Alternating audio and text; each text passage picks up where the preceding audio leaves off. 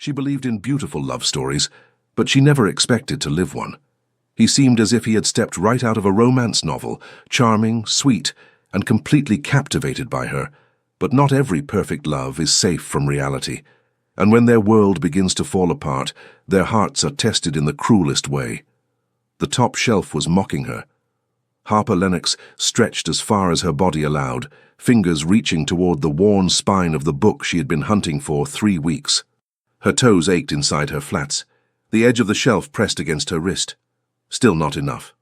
She exhaled through her teeth and tried once more, the sleeve of her cream sweater riding up past her elbow. The bookstore smelled the way it always did, old paper and cedar, with a faint trace of the coffee they brewed near the register. She had been coming here every Saturday since she moved back to the city, and somehow this particular copy of The Age of Innocence had always been checked out or misplaced. Today she had spotted it the moment she turned the corner into the classics aisle.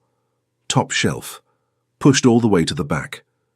She was about to give up when warmth pressed close behind her. Not touching, just close enough that the air between them changed. She caught a scent, clean like soap and something woodsy underneath, and then a hand reached past her shoulder, long fingers closing around the spine of the book with no effort at all. The hand brought it down to her eye level. Harper smiled before she turned around, the kind of smile that starts as gratitude and becomes something softer, shyer, the moment it reaches the eyes. Then she turned. The smile froze. He was tall. That was the first thing. The kind of tall that made the aisle feel smaller. Broad shoulders beneath a dark grey coat, jaw cut sharp, hair pushed back in a way that looked careless, but probably wasn't. But it was his eyes that stopped her. Brown, warm, and holding an expression she couldn't name. Something between surprise and recognition, as if he had been looking for her without knowing it. Harvey Langford had walked into the store to kill 20 minutes before a dinner reservation he didn't care about. He hadn't been looking for anything. He certainly hadn't expected to turn into the classics section and find a woman on her toes, stretching toward a shelf, with a strand of dark hair falling loose across her neck. If this story is touching your heart, show your support. Leave a like, subscribe to the channel, and share it with your friends. Every action helps us keep bringing you new stories full of emotion. He reached for the book because it was the obvious thing to do. What wasn't obvious was the way his chest tightened when she turned around. Her face was... He didn't have words for it yet. Soft, unguarded. The kind of face that didn't try to be anything other than what it was. And those eyes, light brown, almost golden in the glow of the overhead lamp, looking up at him like he had just appeared out of thin air. A few seconds passed. Neither moved. The sounds of the store continued around them. A page turning somewhere behind the shelves, the low hum of a radiator, the muffled bell above the front door. But between them, nothing. He spoke first. "That's one of my favorites, too." His voice came out lower than he intended. Quieter, as though speaking any louder might break whatever had settled between them. Harper blinked. "You've read it?" "Twice?" He paused. "The ending wrecked me both times." A real smile now. The shy one was gone, replaced by something brighter, the kind that reached past her lips and changed the whole shape of her face. "Most people never even pick it up. Most people don't know what they're missing." He was still holding the book out to her. She took it and her fingers brushed against his. A small thing, barely a touch. But he felt it travel all the way up his arm, settle somewhere beneath his ribs, and stay. They talked in the aisle for 10 minutes, then 15. She leaned against the shelf with the book pressed to her chest, and he stood with one hand in his coat pocket, trying to look relaxed while his pulse did something it hadn't done in years. She told him she was a translator. He told her he was a dentist. She laughed, a short, surprised sound, and said she never would have guessed. He asked what she would have guessed. She tilted her head, thinking, and said maybe a professor. Or an architect. Something with that serious face of his. He almost told her that his face was only serious because he was trying very hard not to stare. Instead, he said there was a cafe 2 doors down that made the best coffee on this side of the city. "Would you like to go with me?" The question hung between them. Harper looked at the book in her hands, then back at him. His eyes hadn't moved from her face, not once. "Yes," she said. I'd like that. The cafe was small and warm, tucked between the bookstore and a florist whose roses spilled color onto the sidewalk. They sat at a table near the window, and the steam from their cups rose between them like a slow, quiet curtain. He ordered black coffee. She ordered chamomile tea. He raised an eyebrow. Tea? In a cafe? I like tea, she said simply, wrapping both hands around the cup. Coffee makes my hands shake. Noted. She caught the way he said it, like he was filing it away somewhere important, like he intended to remember. They talked about books first, then about everything else. She told him about growing up with a father who read to her every night until she was 12. He told her about the summer he spent reading every novel in his grandmother's attic because he had broken his arm and couldn't do anything else. She laughed again. He decided it was the best sound he had heard in a very long time. An hour passed without either of them noticing. When the cafe began to empty and the light outside turned amber, Harvey looked at her across the small table and felt something shift. Not dramatic, not loud. More like a door opening in a room he didn't know he had.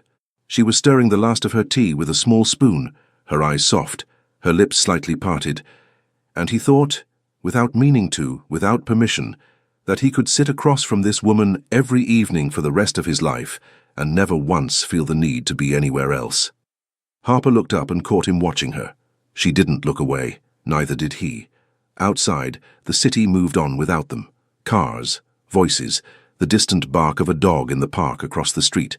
But inside that cafe, at that small table, something had begun. Something that neither of them fully understood yet. Something that would change everything. 3 weeks after their first coffee, Harvey stood in his kitchen chopping onions and losing an argument. "You are not paying for groceries," he said without looking up from the cutting board. "You're a guest." Harper leaned against the counter with her arms crossed. "I've been here 4 times this week. That's not a guest. That's a tenant. A tenant pays rent. You bring books. That's better." She opened her mouth to argue, but he turned and pointed the knife, gently, handle tilted toward her, and gave her a look so serious it almost worked. Almost. The corner of his mouth betrayed him. "Put the wallet away, Harper. I haven't even taken it out. You were thinking about it. I can tell." She laughed. And there it was again. That sound that did something to the rhythm of his breathing every single time. He turned back to the onions quickly, because if he kept looking at her while she laughed like that, he was going to burn the garlic. Their relationship hadn't started slowly. It had started like a sentence that was already halfway written, as though the first chapters had happened somewhere before they met, and the bookstore was simply where they picked up the story. By the second date, they had stopped pretending there was anything casual about what was happening. By the end of the first month, she had a toothbrush at his place, and he had memorized the exact shade of her tea. But it was the small things that built the architecture of them. He had a habit. When the wind caught her hair and pulled a strand across her face, his hand would move on its own, reaching over, tucking it behind her ear, his thumb brushing the curve of her jaw for just a second longer than necessary.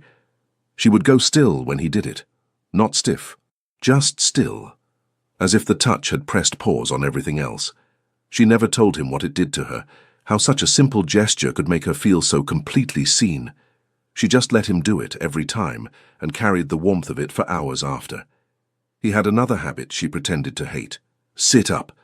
She was curled over a manuscript at his kitchen table, red pen in hand, shoulders rounded forward, the way they always got when she was deep into a translation. His palm landed flat against her lower back, broad, warm, steady, and pressed gently until she straightened. "I don't want my angel in pain later," he murmured near her ear. The first time he called her that, they had been walking home from the bookstore on a cold Tuesday evening. She had asked him why he kept looking at her like that, like she had done something extraordinary when all she had done was exist. He had stopped walking, looked at her under the streetlight with an expression so open it almost scared her. "Because you showed up in my life," he said, "and brought something I didn't even know was missing. What else am I supposed to call you?" Angel. He said it like a fact, like a name she had always had but only he could see. She gave him one back. It came a few days later, on a night when he pulled out her chair at a restaurant, ordered for her exactly what she wanted without asking because he already knew, and then reached across the table to hold her hand while they waited for the food. She looked at him and shook her head slowly. "What?" he asked. You're like something out of another century. Is that a complaint? It's a diagnosis." She smiled. "You're a prince, Harvey. A real one." He carried that word with him the way she carried Angel. The months passed. Their life together took shape in the kind of details that only matter to the two people living them. Saturday afternoons at the bookstore became a tradition. She browsed. He followed. Sometimes he read over her shoulder, chin nearly resting on the top of her head, and she would swat him away without any real conviction. Sunday mornings he cooked breakfast, while she sat on the counter reading passages out loud from whatever she was translating that week. Her voice changed when she read aloud, softer, rounder, like she was handing him something fragile. He lived for those mornings. They talked about the future the way people do when they aren't afraid of it. A house with a reading room, 2 kids, maybe 3, a dog she wanted, and he pretended to resist. She talked about translating novels full-time someday. He talked about opening his own practice. They made plans on napkins and in the margins of books, and none of it felt like dreaming. It felt like scheduling. One evening, 11 months in, Harvey sat across from his best friend Marcus at a bar downtown. Marcus Reed was the kind of man who noticed everything and said very little, a quality that made him an excellent detective and an even better friend.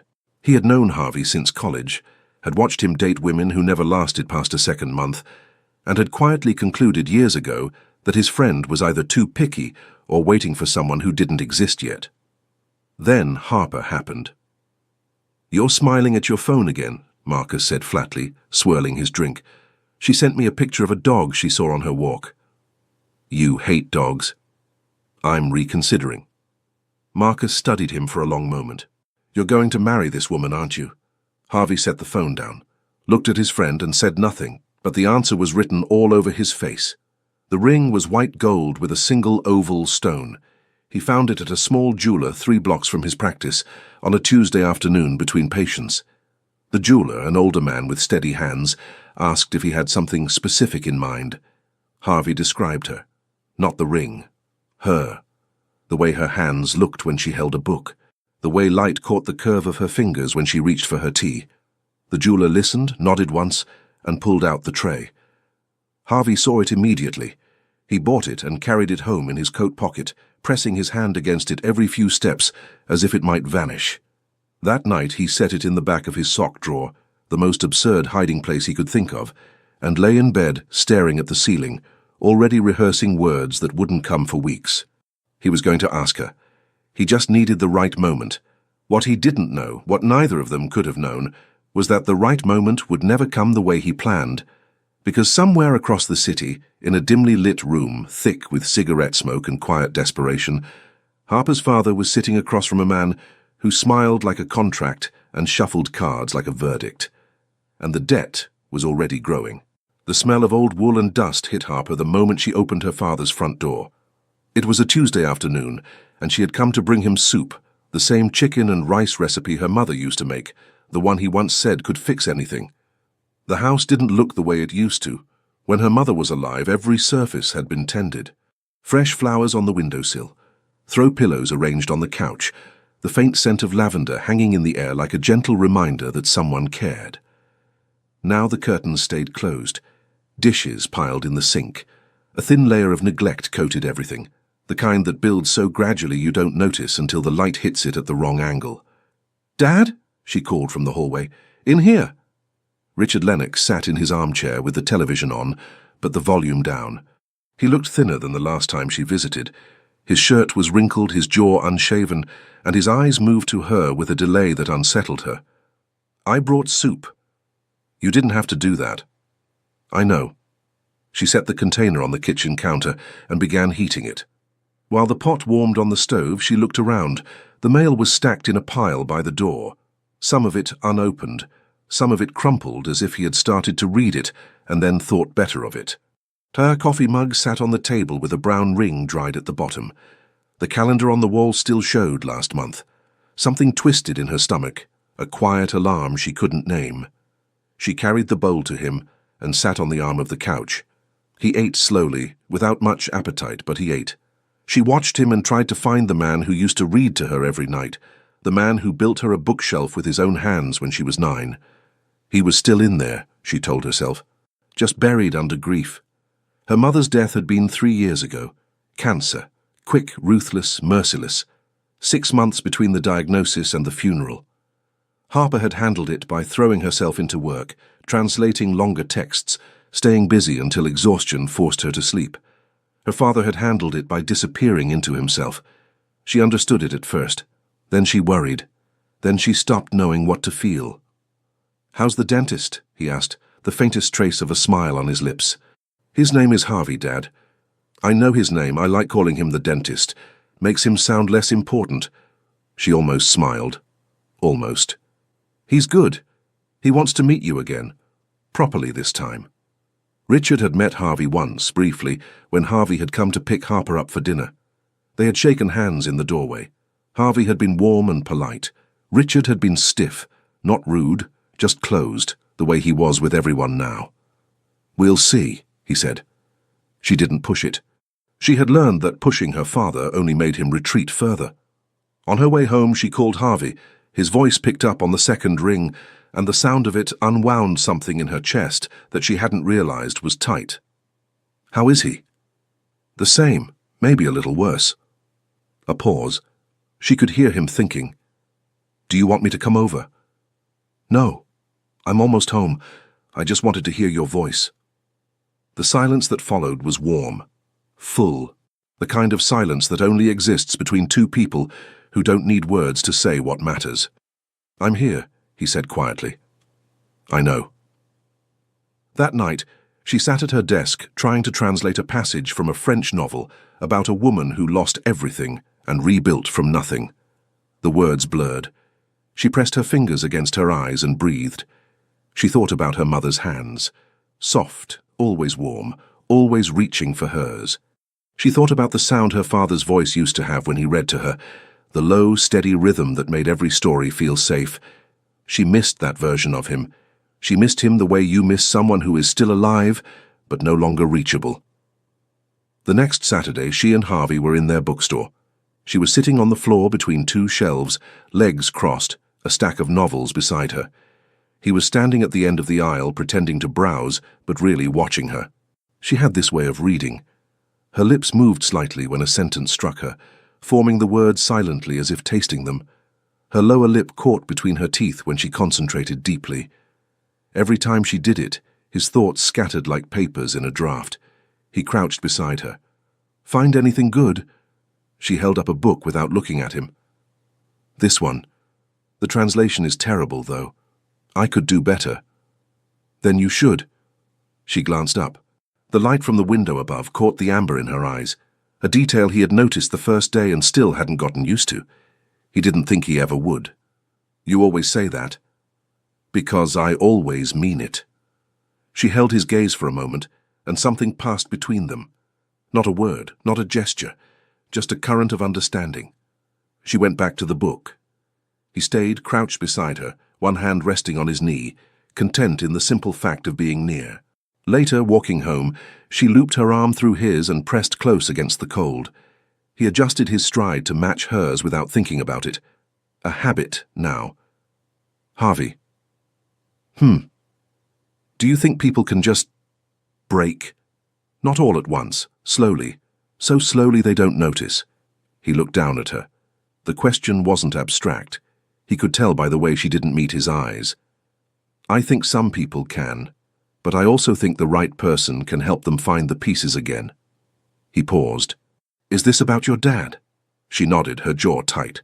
He didn't say anything else. He just pulled her arm closer and pressed his lips to the top of her head. She exhaled against him, and he felt her shoulders release. He filed it away, the weight she carried about her father. He would ask again later when she was ready. For now he held her close and let the silence do the work. What he didn't know was that the breaking had already begun, not slowly, not gently. Somewhere in a room she had never seen, her father was sitting at a table he couldn't afford, across from a man who had been waiting for exactly this moment, and the cards were already dealt. A car door slammed outside the house at 9:30 on a Thursday night. Harper was in the kitchen drying the last dish from dinner when she heard it. Then another door, and another. She set the plate down and looked toward the living room, where her father sat in his armchair watching nothing. He wasn't watching nothing anymore. His face had gone white, not pale, white. The color of a man who has just heard the sound he has been dreading for months. His hands gripped the armrests so hard the veins rose beneath his skin. "Dad?" He didn't answer. The knock came hard, 3 sharp strikes that rattled the doorframe. Harper moved toward the hallway, but her father was already on his feet, one hand raised toward her. "Don't open it." "Who is it?"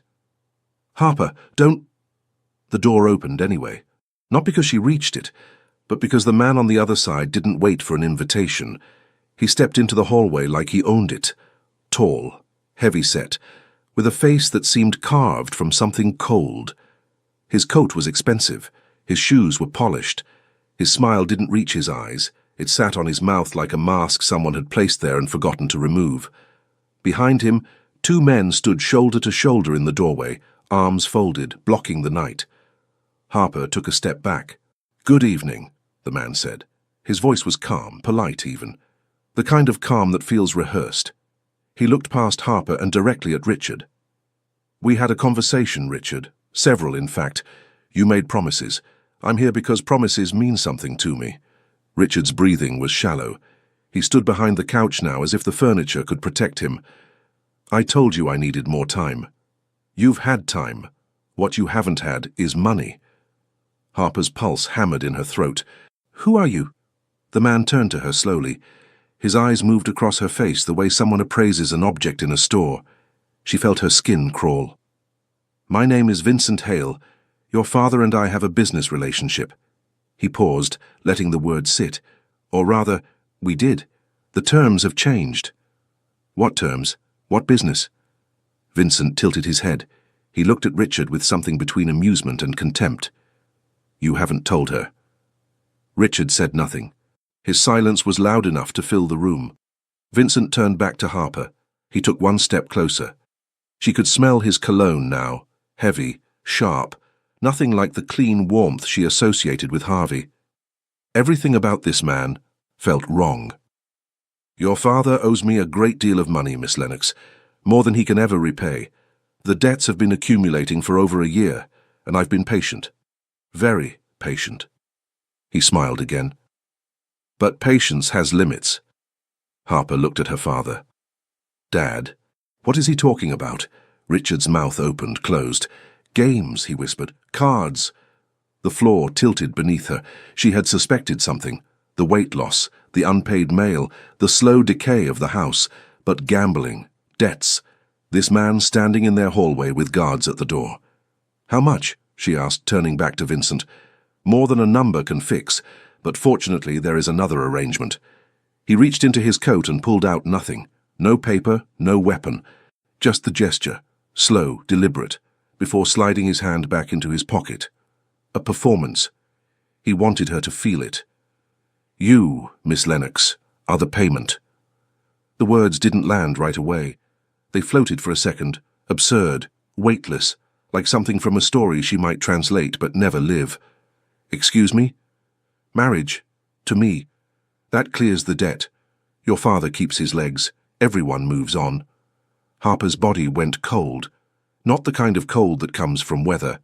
The kind that comes from inside, when something in your mind trips a switch and shuts everything down except survival. "No."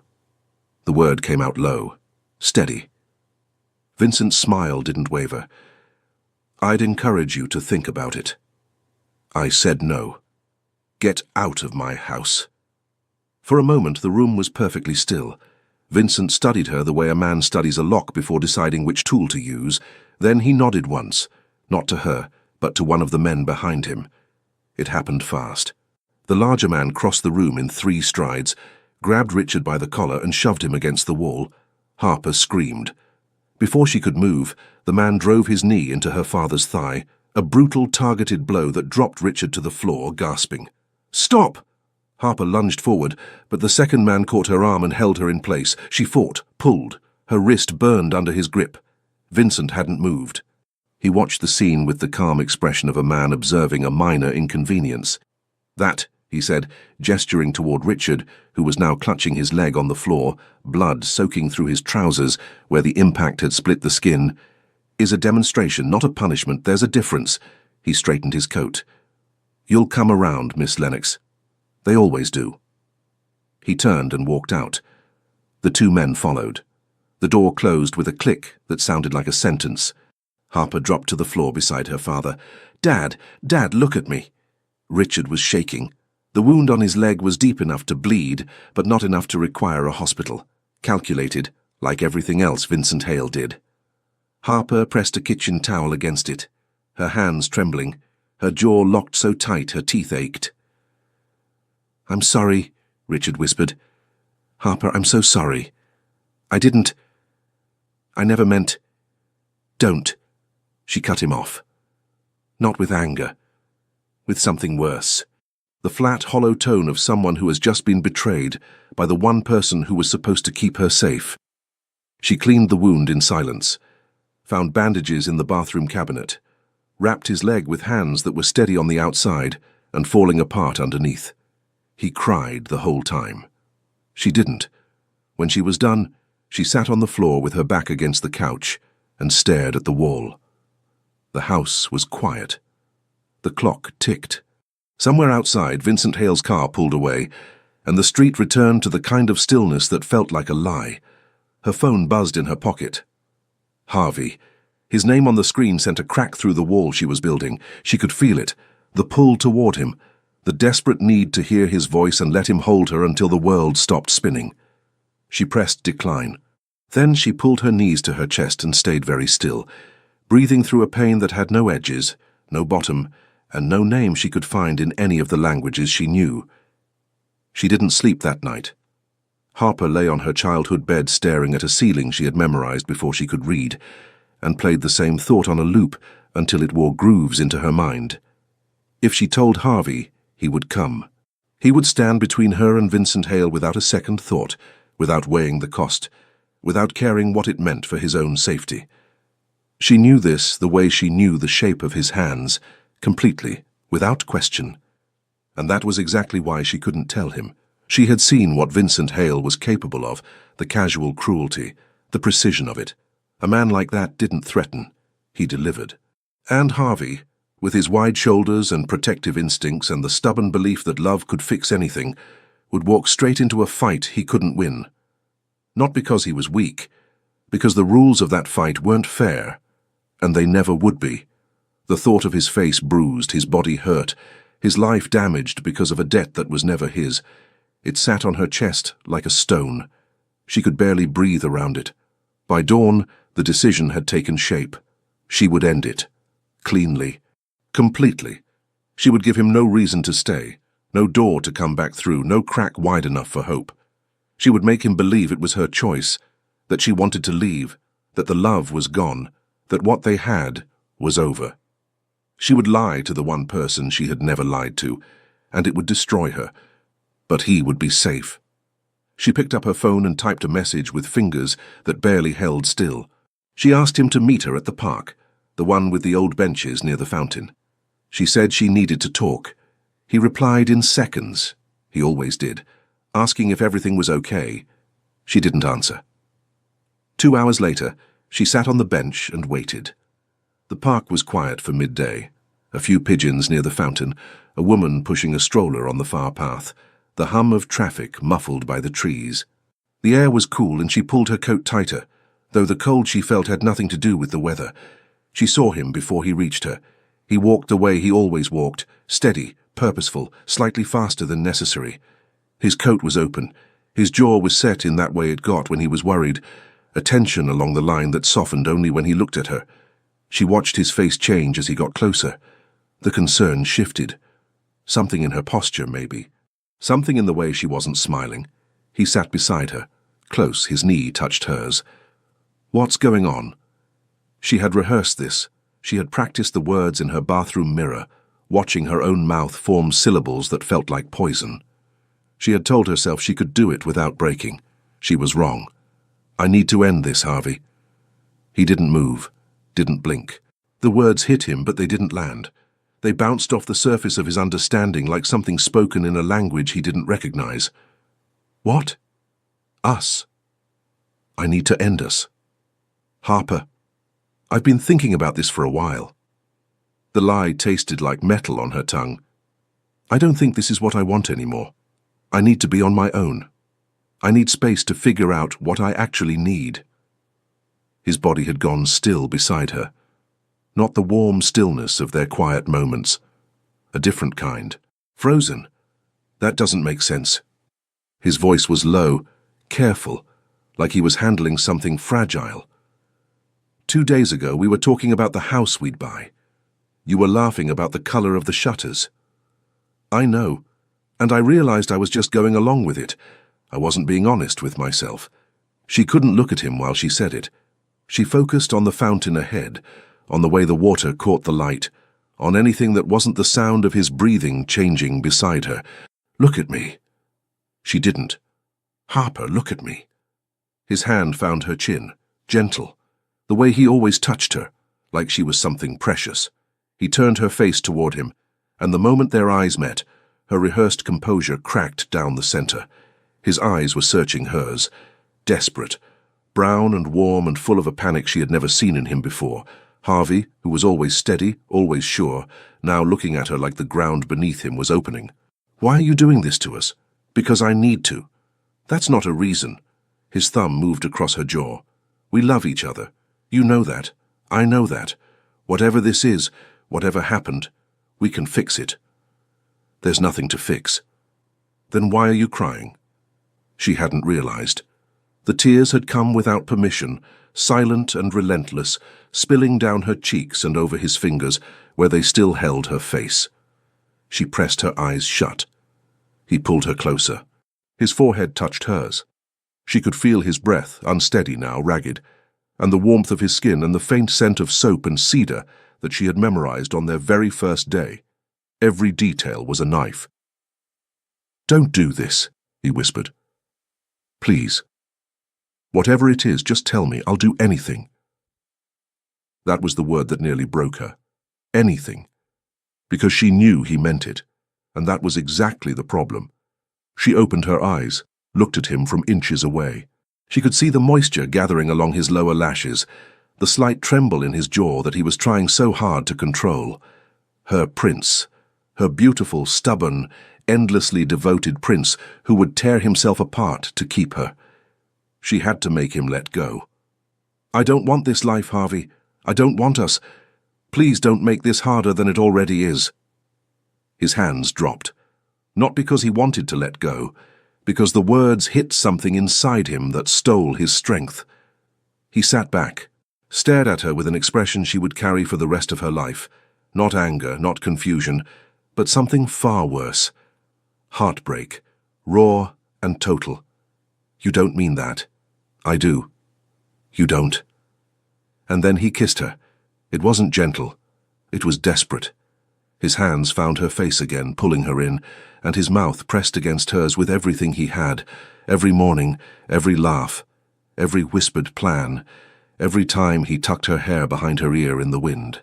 She tasted salt and heat and him, and her hands gripped the front of his coat because her body refused to do what her mind demanded. She kissed him back. One last time. She kissed him like a goodbye to the life she was supposed to have.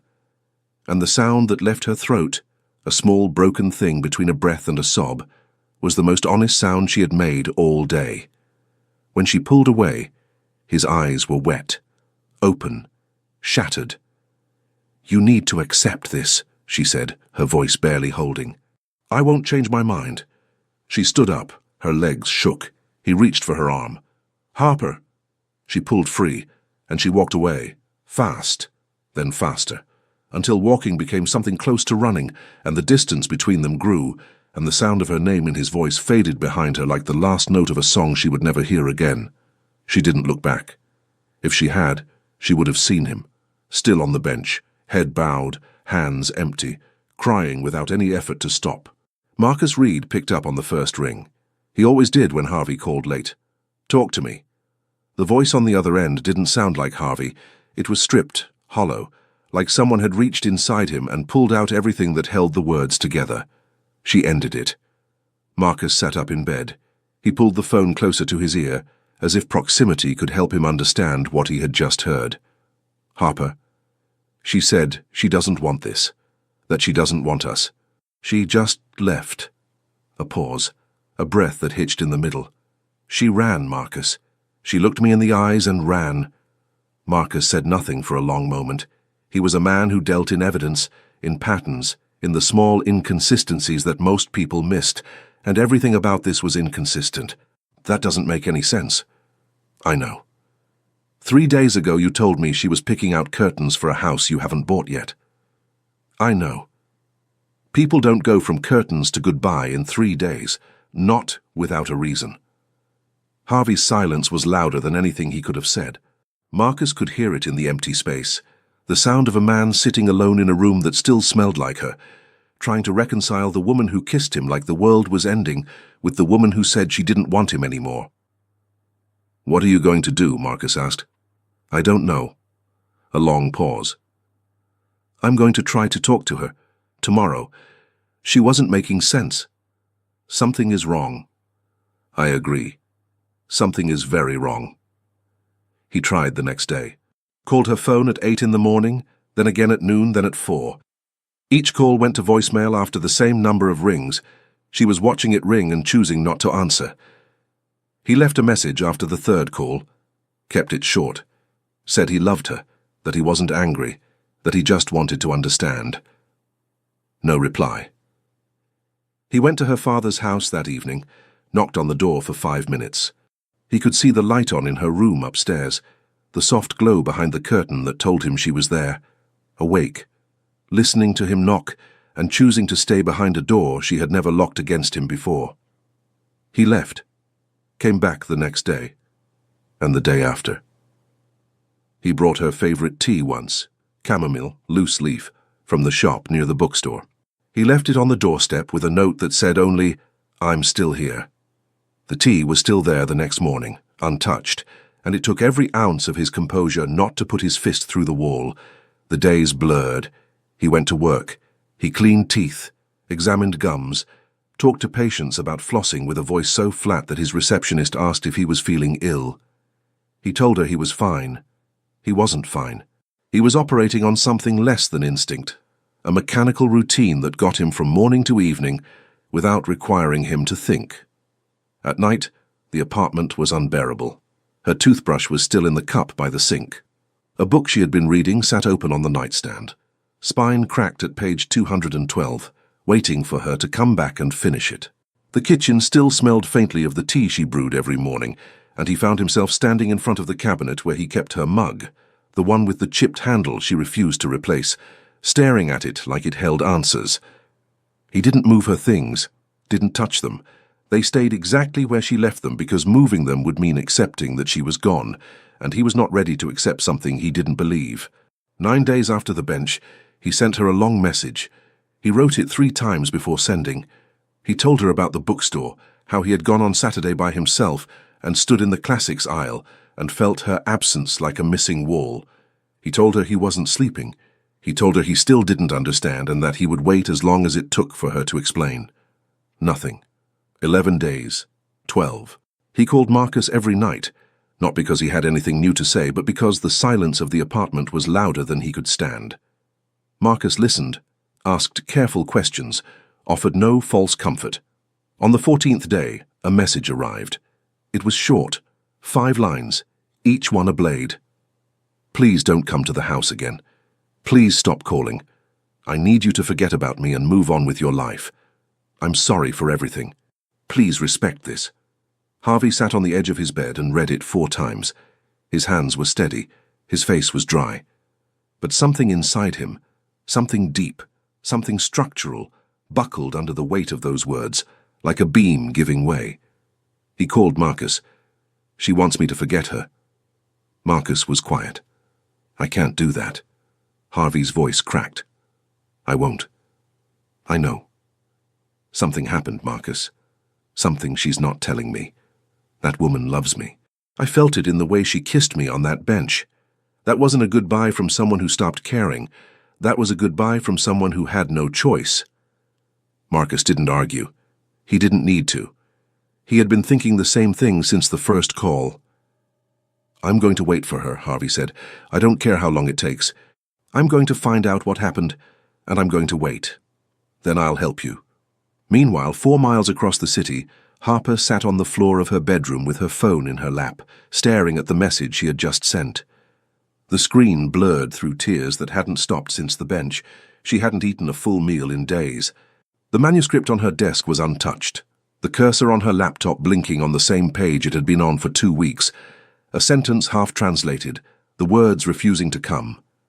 She spent her days in that room. Door closed, curtains drawn. She came out to cook for her father, to change his bandages, to move through the house like a woman made of glass, functional on the outside and empty within.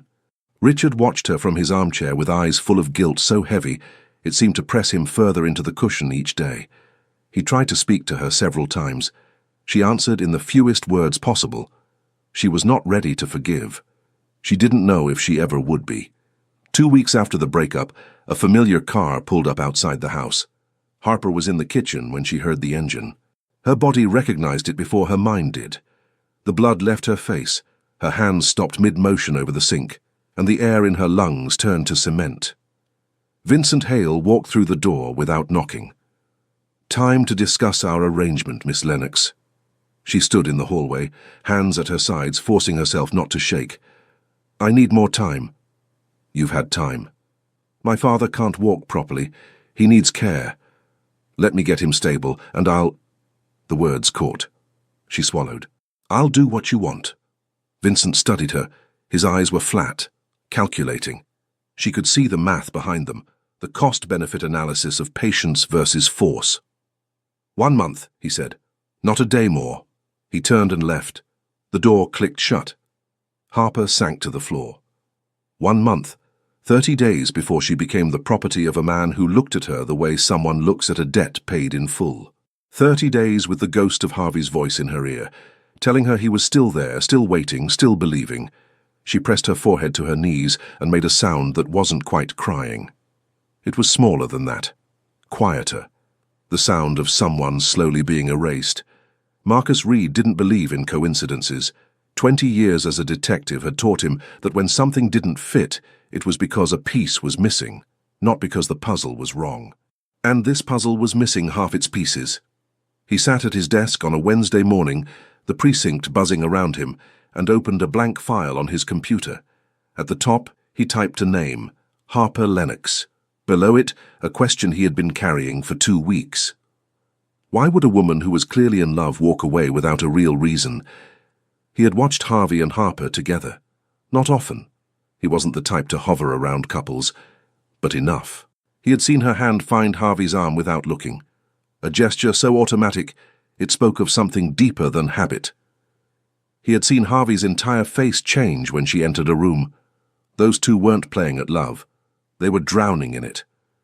So either Harper had suffered a complete personality shift in 48 hours, or something had forced her hand. Marcus didn't believe in personality shifts either. He started where he always started. The edges. A few database searches gave him the basics on Richard Lennox. Retired municipal worker, widowed, no criminal record. Clean credit history up until about 18 months ago when things unraveled, missed payments, a second mortgage, a pattern of cash withdrawals that followed no logical schedule. Small amounts at first, then larger, then amounts that didn't match any normal expense. Gambling. The pattern was textbook. But gambling alone didn't explain the breakup. People gambled, went into debt, lost their houses. It was sad, but it didn't make their daughters abandon the love of their lives overnight. There had to be a creditor, someone specific, someone with enough leverage to change the equation. He made 3 phone calls that afternoon. The first was to a contact in financial crimes. The second was to an informant who worked the edges of the city's underground betting scene. The third was to a bartender he had known for years, who ran a place near the harbour, where men with expensive problems went to make them worse. The bartender gave him a name. Vincent Hale. Marcus typed it into his system, and watched the screen fill. No convictions. A few investigations that went nowhere. Connections to illegal gambling operations, loan sharking and intimidation, all suspected, none proven. The kind of man who kept his hands clean by hiring others to get theirs dirty. A photograph loaded. Heavy face, flat eyes. Marcus printed it and pinned it to the small board behind his desk. He stared at it for a long time. That evening he drove to Richard Lennox's neighborhood. He didn't stop at the house. Parked 2 blocks away and watched. Noted the cars that passed. The one with tinted windows that circled the block twice before disappearing. He wrote down the plate number. The next day, he visited the Harbour Bar. Ordered a drink he didn't touch. Talked to the bartender in the low, unhurried way that made people forget they were speaking to a cop. Hale, what's his game? Cards mostly, private tables, high stakes. The bartender wiped a glass without looking up. He doesn't play to win money. He plays to win people. What does that mean? Means he picks his marks, finds someone with a weakness, a habit, a debt, a soft spot. Then he squeezes until he gets what he actually wants. Marcus felt the pieces clicking. How deep is the current one? Deep enough that money stopped being the point a long time ago. He left the bar and sat in his car for 10 minutes without starting the engine. Rain had begun, a fine drizzle that blurred the windshield and turned streetlights into smeared gold. He thought about Harvey, about the ring in a sock drawer, about his best friend's voice on the phone every night, raw, gutted, held together by nothing but the stubborn belief that the woman he loved hadn't stopped loving him. He picked up his phone and called. Not to share what he had found, the picture was still forming. He called because it was Thursday night and Harvey shouldn't be alone. How are you doing? Same. Eating? Enough. That's not an answer. A small sound, almost a laugh. I had toast. Harvey. I know. A sigh. I went to the bookstore today. Stood in the aisle where we met. The clerk asked if I was looking for something. His voice dropped. I almost told her I was looking for everything. Marcus closed his eyes. I'm working on something, he said carefully. I can't say more yet. But I need you to trust me. Silence. Do you trust me? With my life? Then hold on a little longer. I've been holding on since the bench. They hung up. Marcus sat in the dark car, rain tapping the roof, and looked at the notes across the passenger seat. Vincent Hale's name stared back at him, sharp, angular, like the man himself. He was close. He could feel it the way he felt it on every case about to crack. That tightening in the gut, the quiet certainty that the truth was just beneath the surface, waiting for someone patient enough to pull it into the light. He would be that someone. Not just because it was his job. Because Harvey Langford was the closest thing he had to a brother, and nobody was going to keep that man from the woman who was made for him. Rain had been falling for 3 days, and Harvey's apartment had never felt so large. He stood in the kitchen at 6 in the morning with a mug of coffee he wouldn't finish, watching water run down the window in crooked lines. The apartment was clean, not lived-in clean, but the kind that happens when a man scrubs counters at 2 in the morning, because lying in bed with his thoughts is no longer an option. Her toothbrush was still in the cup by the sink. A book she had been reading sat open on the nightstand, spine cracked at page 212, waiting for her to come back and finish it. He didn't move her things. Moving them would mean accepting she was gone, and he was not ready to accept something he didn't believe. Work was the only thing that still had shape. He went to the clinic, greeted patients, performed procedures with the same precision he had always had. But between appointments, when the chair was empty and the room quiet, his mind went where it always went. The bench, her face, the taste of that last kiss. He kept the ring in his coat pocket now. The drawer felt too far away, too hidden. In his pocket, he could press his palm against it during the day and feel the outline through the fabric. Not a reminder of what he lost, a reminder of what he was waiting to get back. His receptionist, Linda, a woman in her 60s with sharp eyes and no patience for pretense, stopped him one afternoon. You look terrible. Thank you, Linda. I'm serious. You've lost weight. Your eyes look like you've been fighting with your pillow and losing. She crossed her arms. What happened to that girl? The pretty one who brought you lunch on Tuesdays? His jaw tightened. He picked up the next chart without answering. Linda watched him walk down the hall. She didn't ask again. Across the city, Harper existed in a house that felt like a holding cell. She woke each morning with the same weight on her chest, a physical thing, real as a hand pressing down. She made breakfast for her father, changed his bandages. The leg was healing, the skin knitting itself together in a way that felt almost offensive. How could something repair itself when everything else was falling apart? Richard tried. Every day, in small ways she noticed and could not yet accept. He made her tea once, got the temperature wrong, the steep time wrong, everything wrong, and left it outside her door with a note that said only, "I'm sorry." She drank it cold, hours later, because wasting it felt like wasting her mother's memory. She sat at her desk most afternoons, staring at the manuscript she couldn't touch. The French novel about a woman who rebuilt from nothing. She was supposed to translate a story about resilience, while her own was crumbling word by word. She thought about Harvey constantly, not in waves, in currents, a steady underground pull that never stopped. She thought about the way he stood in the kitchen with that fake serious face, the warmth of his hand on her back when he corrected her posture. The way he said Angel, not like a pet name, but like a fact he had discovered and couldn't unlearn. Some nights, she held her phone and scrolled to his name, just to see it. She never called, never wrote. But she pressed her thumb against the screen where his name glowed, and sometimes that was enough to survive another hour. 3 weeks had passed since the bench. The deadline was shrinking. Marcus, meanwhile, was not sleeping much either. His investigation had spread from the passenger seat of his car to his kitchen table, then to a second board at home. Red threads connected names, dates, locations. Vincent Hale's network was wider than he had initially thought. Underground poker games across 3 neighborhoods, a web of enforcers, a trail of people who owed him things far more valuable than money. He had tracked the plate number from the car outside Richard's house. It belonged to one of Hale's known associates. He had pulled phone records, carefully, legally, building each step on solid ground so nothing could be thrown out later. 2 more informants confirmed the same pattern. Hale targeted vulnerable men, manipulated games, and extracted payment in forms courts rarely saw.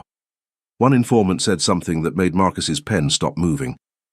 He's been talking about a woman, younger, says she's part of a deal, been bragging at the tables like she's already his. Marcus's stomach turned. He drove home with a clarity that felt like ice forming behind his eyes. The pieces were almost all in place. The debt, the manipulation, the coercion. He understood the picture now.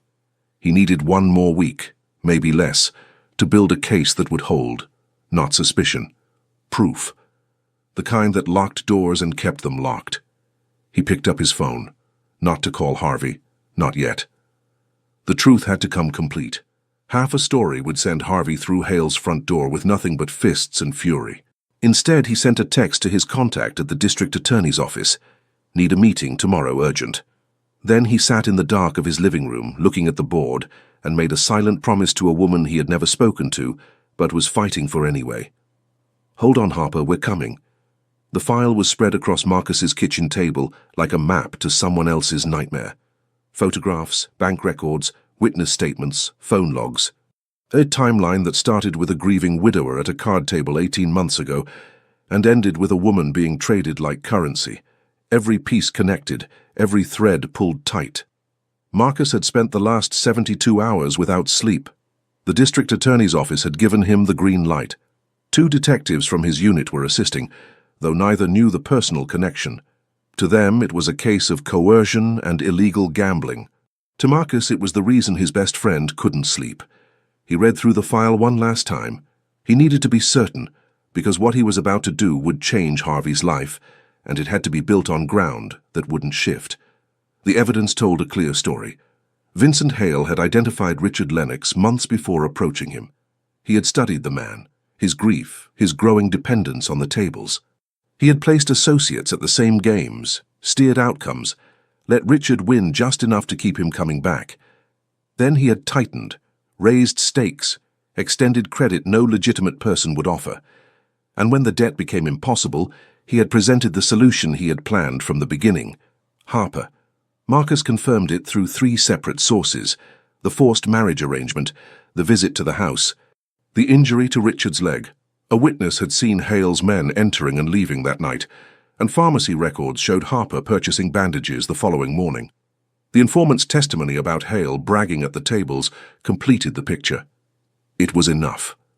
More than enough. He called Harvey. "Can you come over? Tonight."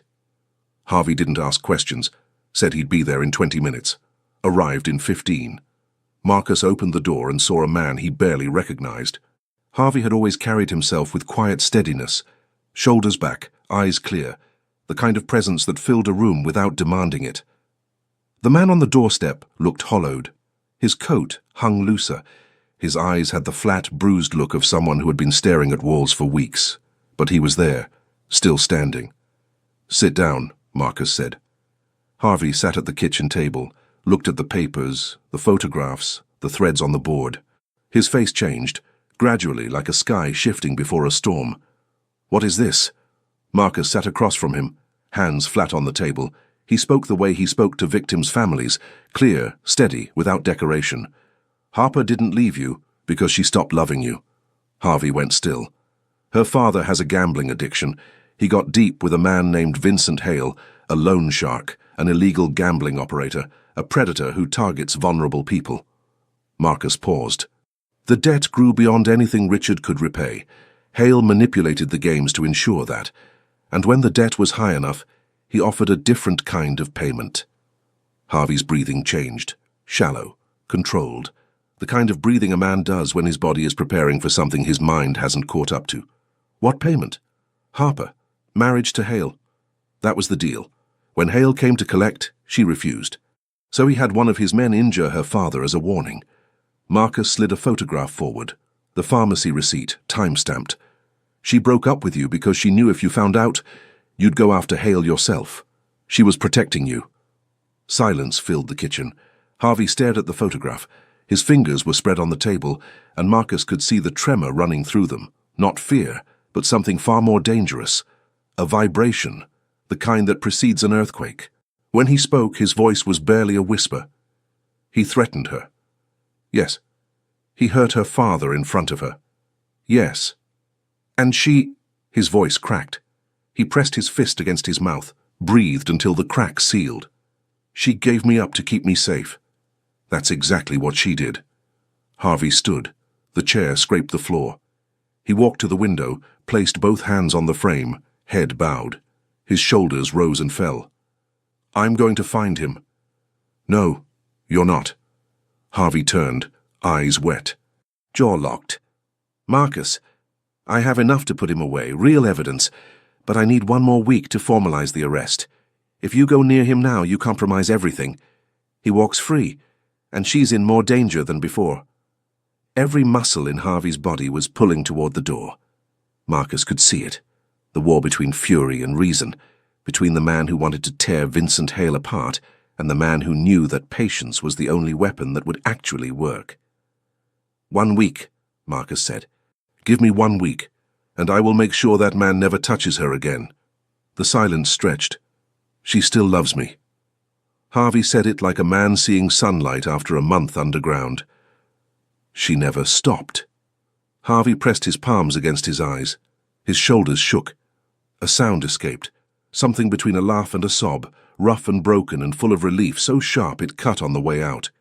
He lowered his hands. His eyes were red. But something had returned that Marcus hadn't seen in weeks. Fire. 1 week, Harvey said. Not a day more. Not a day more. Harvey reached into his coat pocket and closed his fingers around the ring, held it there, pressing it against his palm, and felt his heartbeat steady for the first time in a month. She was still his. She had always been his. And he was coming. 7 days. 168 hours. Harvey counted every single one. He went to work. He sat with patience. He held instruments with hands that had never been steadier, because now the stillness had purpose, not the numbness of a man broken, but the controlled patience of a man waiting for the right moment to move. He didn't call Harper, didn't go to her house. Every instinct screamed to drive across the city, knock down the door, pull her into his arms. But Marcus's words held him like an anchor. If you go near him now, you compromise everything. So he waited. And the waiting was a war, not against an enemy, but against himself. Tuesday. He reorganized his instrument trays 3 times. Linda noticed but said nothing. Wednesday. He drove past the bookstore on his way home and pulled over. Sat in the car, staring at the window where the classics aisle was visible from the street. He could almost see her in there, on the floor between the shelves, legs crossed, biting her lower lip over a sentence that moved her. The image was so vivid it took his breath. He drove away before the ache swallowed him. Thursday. Marcus called.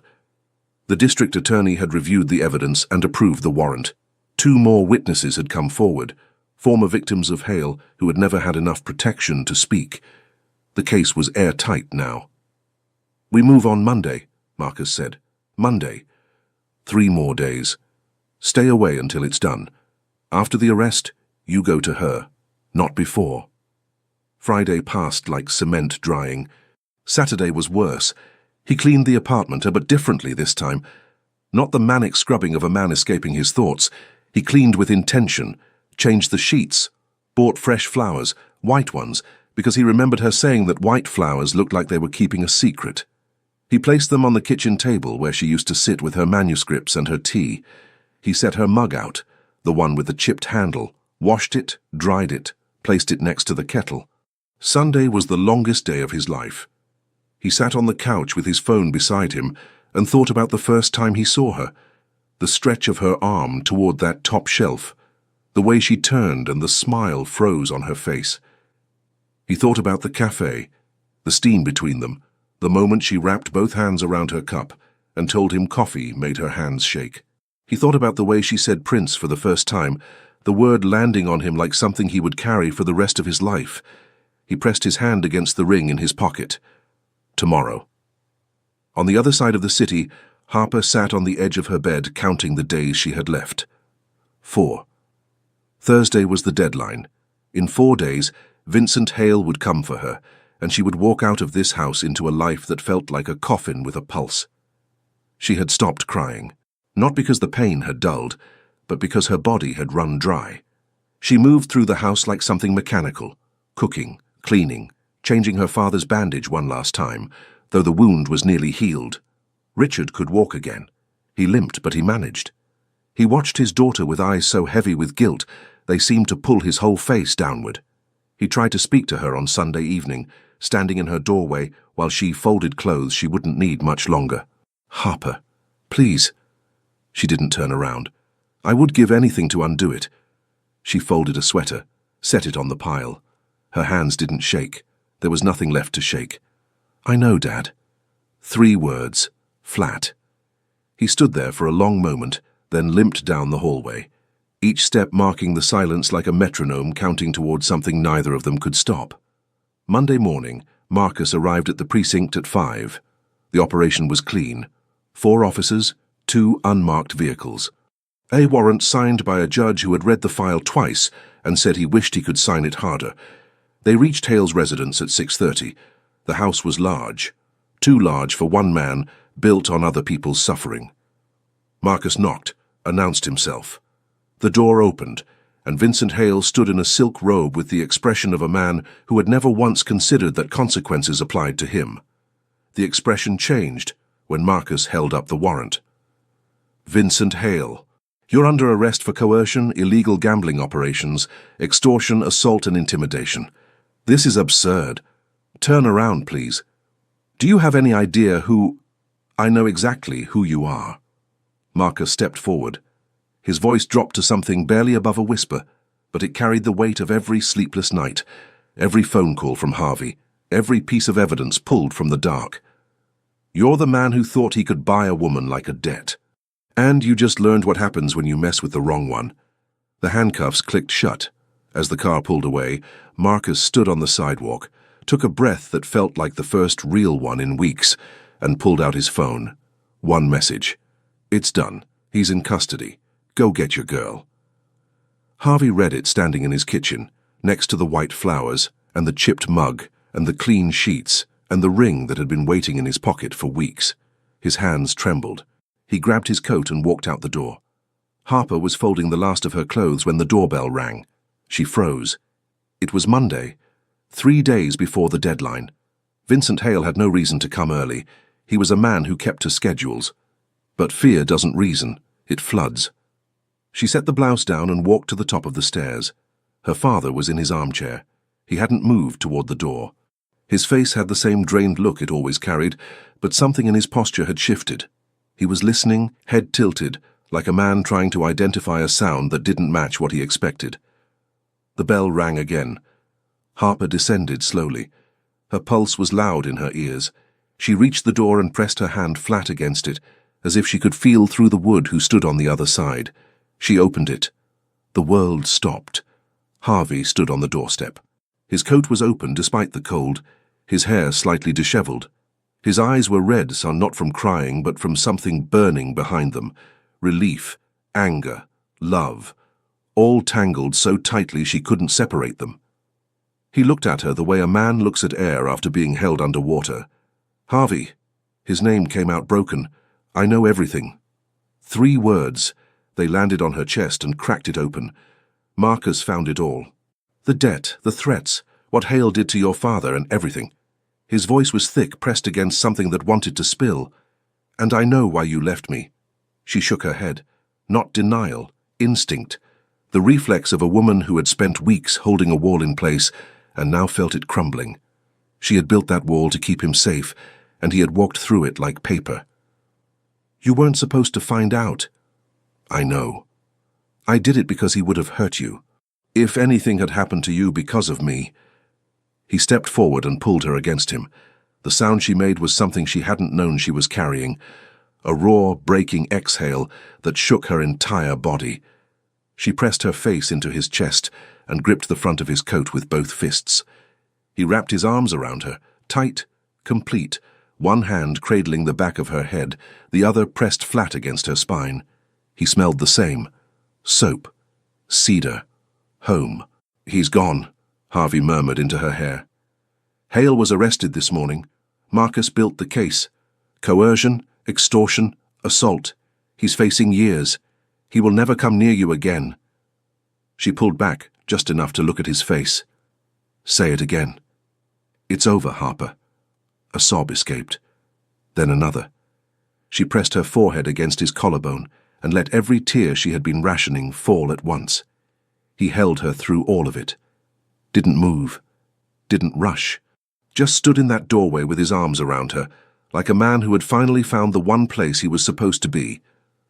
When her breathing slowed, he took her face in both hands, the way he always did, like holding something the world didn't deserve.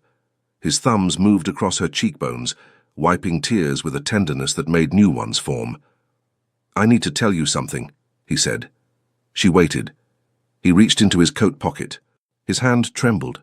She saw it, the fine shake in his fingers, and it undid her because Harvey's hands never shook. He opened his palm. The ring sat there, white gold, a single oval stone that caught the grey morning light. She stared at it and felt something she thought had died come back to life. "I bought this before the bench," he said.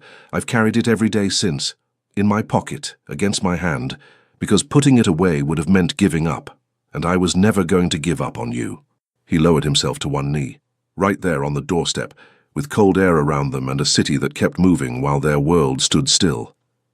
"Marry me, Harper. Let me spend every day of my life making sure you never feel alone again." She was crying so hard she couldn't see him clearly, but she didn't need to. She knew every line of that face. "Yes." The word came out small, fragile, enormous. He slid the ring onto her finger with hands that shook the entire time, and when the cool metal settled against her skin, she dropped to her knees too, and kissed him. It wasn't gentle. It was a kiss full of every night she had cried alone, every morning he had pressed his hand to a ring in his pocket, every hour spent apart pretending to survive. Salt and heat and breath shared between two people who had been drowning and finally found each other again. When they pulled apart, his forehead rested against hers. "Come home with me," he whispered. "Right now. I don't want you spending another night in this house." She looked at him, then over her shoulder, toward the hallway where her half-packed clothes waited, and her father sat in silence. "Let me get my things." He nodded and kissed the ring on her finger, a small fierce press of his lips against the stone, and she felt the gesture travel through her hand, up her arm, and settle somewhere deep inside her chest, where a light she thought had gone out flickered back to life. It took less than an hour to pack a life. Harper moved through her room with a focus that surprised even her. Clothes into the large suitcase, books into a box Harvey found in the hallway closet, the framed photograph of her mother, taken in the garden the summer before the diagnosis. Her face tilted toward the sun, she wrapped in a sweater and placed on top. Harvey carried things to the car without a word. He didn't rush her, didn't suggest what to take or leave. He simply moved between the bedroom and the front door, and every time he passed her, he touched some part of her, a hand on her arm, fingers brushing the small of her back, a press of his lips against her temple. Small anchors, reminders that he was real. Richard sat in his armchair the entire time. He watched the suitcases pass through the living room with the expression of a man watching a verdict delivered in slow motion. He didn't try to help. When the last bag was by the door, Harvey touched her shoulder. "Take your time, I'll be in the car." She nodded. He left. The house settled into a silence heavier than the walls. She walked to the living room doorway. Her father looked up. His eyes were wet. The creases on his face seemed deeper, as though guilt had carved new lines overnight. "I hope that one day you can forgive me." Harper stood very still. She thought about what she wanted to say. A year of hidden debts. A lifetime of trust shattered in one desperate night. The sound of his body hitting the wall. The weeks locked in her room. The tears. The man she had pushed away. All because her father had sat at a table and gambled with the one thing that should have been untouchable. She thought about her mother, what she would have said. But her mother wasn't here, and Harper was no longer the girl who could absorb everyone's pain and still stand upright. The version standing in this doorway was harder in places that used to be soft. She didn't say she forgave him. She didn't say she hated him. "Take care of yourself, Dad." Richard nodded, his chin trembling, and looked at his hands. She picked up her bag and walked out. The car ride was quiet. Harvey drove with one hand on the wheel and the other holding hers, his thumb moving in slow circles across her knuckles.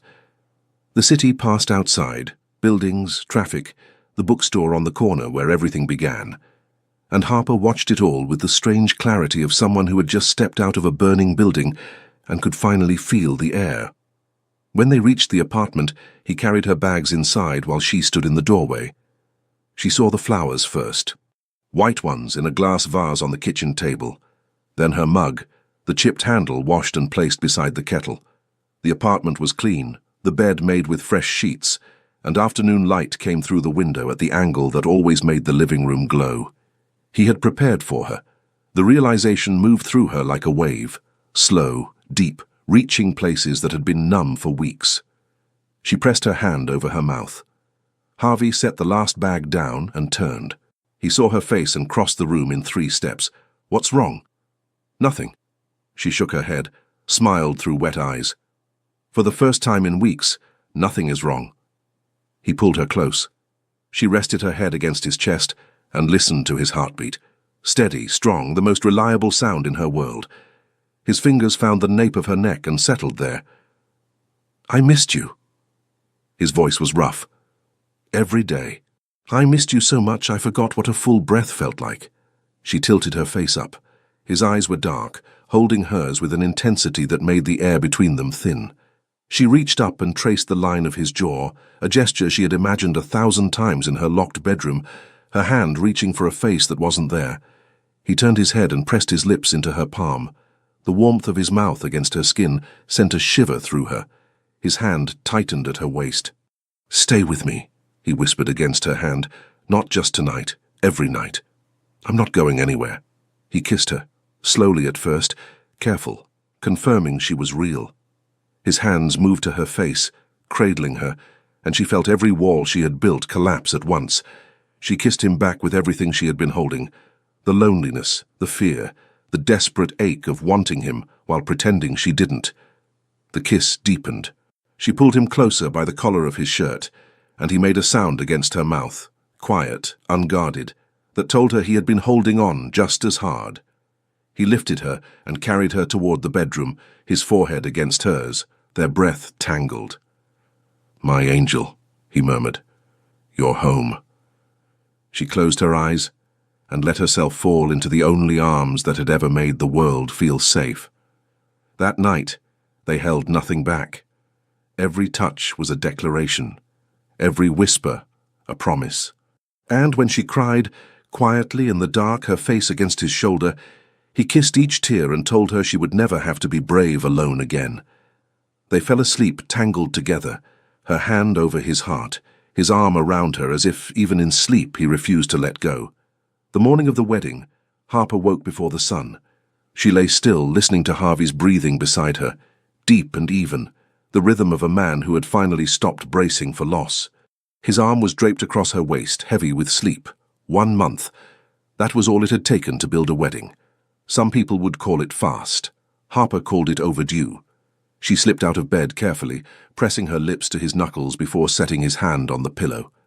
She padded to the kitchen in bare feet and stood by the window, watching the sky lighten over the rooftops.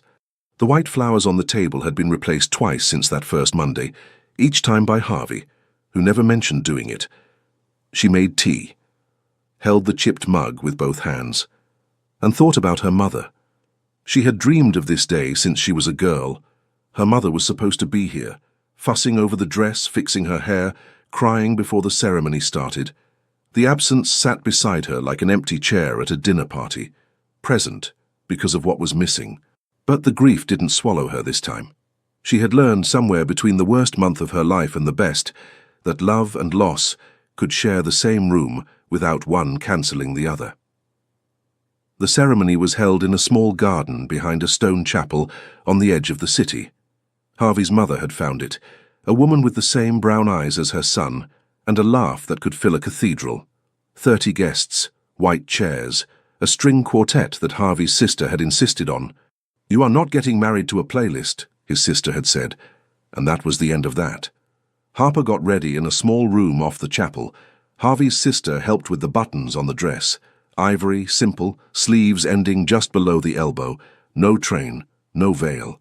Just the fabric against her skin and the ring catching light every time she moved her hand. She had invited her father, sent the invitation herself, written by hand, with the date and nothing else. She didn't know if he would come. He didn't, Marcus told her quietly before the ceremony. She nodded once, pressed her lips together.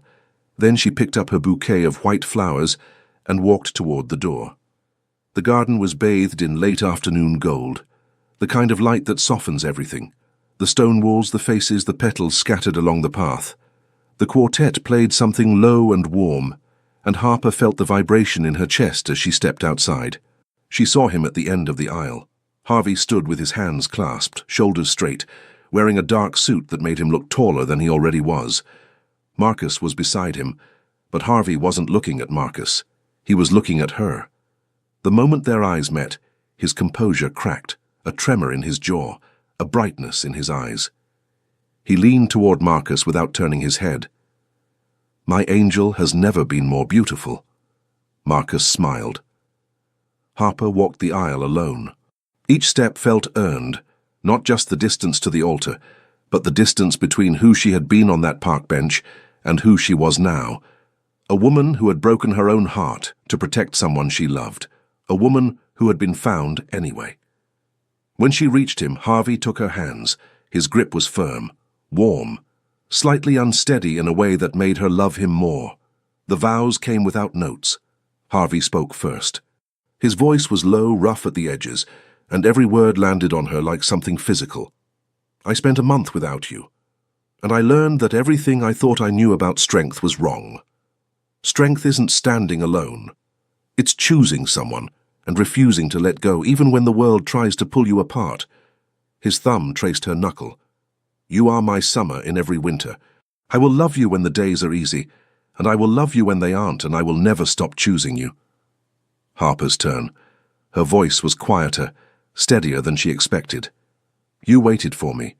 When I gave you every reason to walk away, you waited. You carried a ring in your pocket and flowers on your table and my mug by the kettle, because you never stopped believing I would come back." Her voice caught. She breathed through it. "I spent my whole life translating other people's love stories. I never thought I'd get one of my own, but here you are, my prince. The man who held the door open when I was too afraid to walk through it." She squeezed his hands. "I will love you through every season and every storm, and I will never run again." The officiant spoke. They said yes. And when Harvey pulled her close and kissed her, slow, deep, with both hands cradling her face the way he always did, the garden erupted in applause. Marcus wiped his eye with the back of his hand when he thought no one was looking. Harvey's mother cried openly in the front row without a shred of embarrassment. The kiss lasted longer than tradition required. Neither of them cared. The kitchen smelled like roasted garlic, and something sweet that Harvey's mother had been guarding in the oven since 11 o'clock. Harper sat at the long table in Harvey's parents' dining room with a 1-year-old boy on her lap.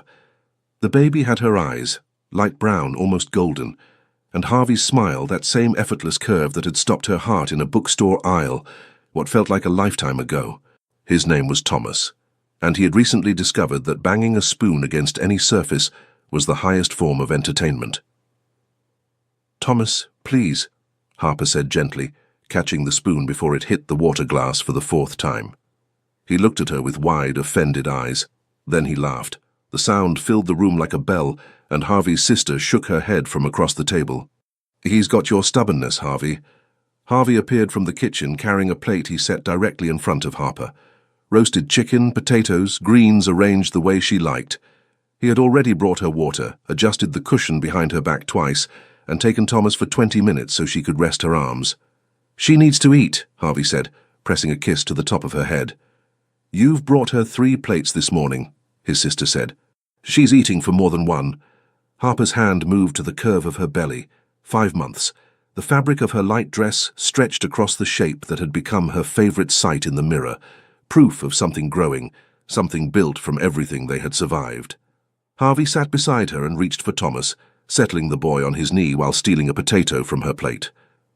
"I saw that," she said. "No idea what you're talking about." Thomas grabbed his father's collar and tried to eat it. Harvey's mother emerged from the kitchen with the mystery dish, a golden cake topped with powdered sugar. She set it at the center of the table with quiet pride. "Nobody touches it until I get the plates." "Mom, I'm 34. "And you'll wait like everyone else." Marcus, sitting at the end of the table with a glass of wine, laughed quietly. He had been promoted 6 months ago.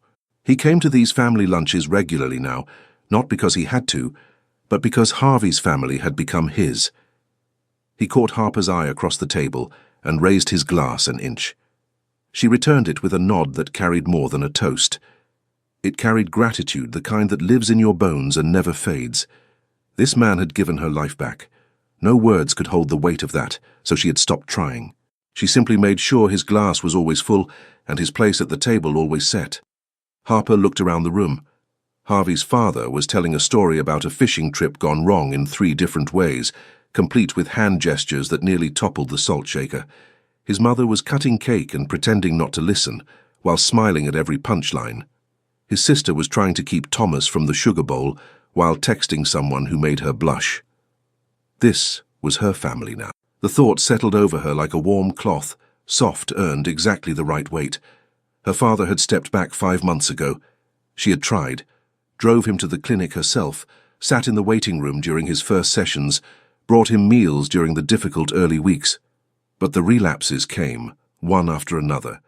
Promises broken before they were a day old, until he came to her door one evening, thinner than before, and said he needed to go away for a while, that he wouldn't return until he had truly beaten it, that being near her, seeing the life she was building, made his failure feel heavier, and the heaviness made him reach for the only escape he knew. She had wanted to argue, wanted to hold him by the shoulders and tell him they could fight it together, but she had learned painfully, slowly, that she couldn't save someone who kept letting go of the rope. So she let him go. And the grief of it sat beside her still, quiet, like a stone in her pocket she had learned to carry without limping. Harvey's hand found hers under the table. His thumb traced the band of her wedding ring, a habit from the first week of marriage he had never stopped. "You okay?" he murmured near her ear. She looked at him, at the boy on his knee, at the ring on her finger, and the belly between them, and the table full of people who loved her. "I'm perfect," he smiled, that slow, certain smile that still made her breath catch. "That's because you are, Angel." She laughed, eyes glistening, and leaned into him. "My prince." Thomas slammed his spoon on the table. The room erupted in laughter. Harvey kissed her temple. The cake was finally served. And the afternoon stretched on in the golden, unhurried way that only the best afternoons do, the ones you remember years later, not because anything remarkable happened, but because everyone you loved was in the same room, and that was more than enough. Leave your comment and share this story with someone special. It truly helps us keep bringing new stories to you, and if you want to follow every chapter of this emotional journey, subscribe to the channel and turn on the notification bell. Your support makes all the difference.